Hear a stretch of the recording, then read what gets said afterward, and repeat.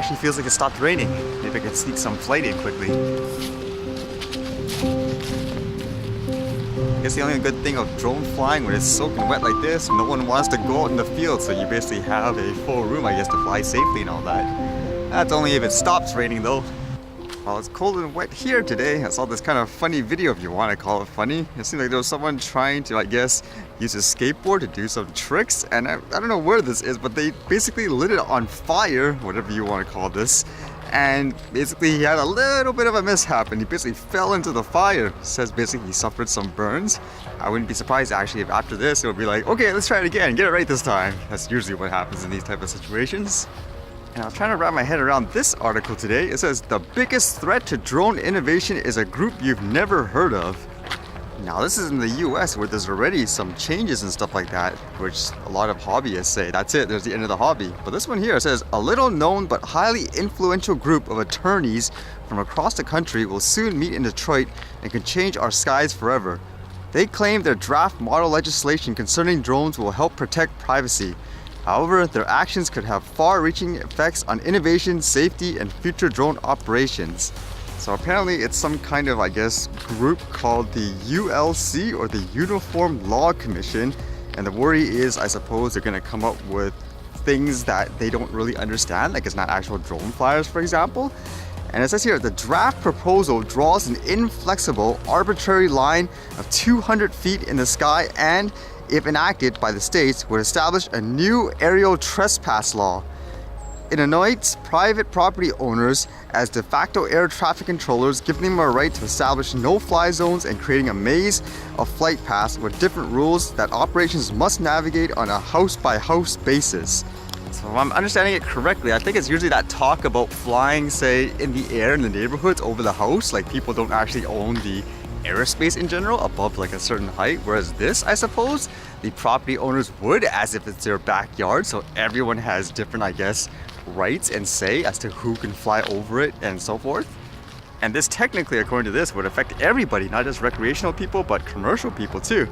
It says the ULC's proposal could prevent businesses and public service organizations from using drones. This could limit power line and railroad inspections, prevent insurance companies from deploying drones to assess damage, or ground drone search and rescue operations after natural disasters like Hurricane Florence and Michael. Now, that's kind of a curveball in many ways, because I know for things like flying in the sky and regulations, a lot of people would argue it's commercial companies that are encouraging those over-the-top laws because they want control of the whole space as opposed to like recreational people. Whereas if stuff like this actually goes through, I would imagine you'd actually need the help of everybody to educate people to saying, you know, that's not right to have all those restrictions, because you will need that technology eventually anyways to be more productive and all.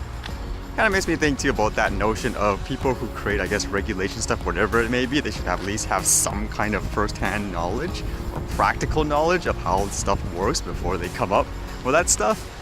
I wonder if they actually do, like, say, actual real-life tests before they actually say, okay, this one makes sense. Like, for example, restricting flying everywhere. Okay, if that's the case, you pretend to be the rescue worker today or whatever. Let's see how well you can fly this thing in the case of emergency and all that.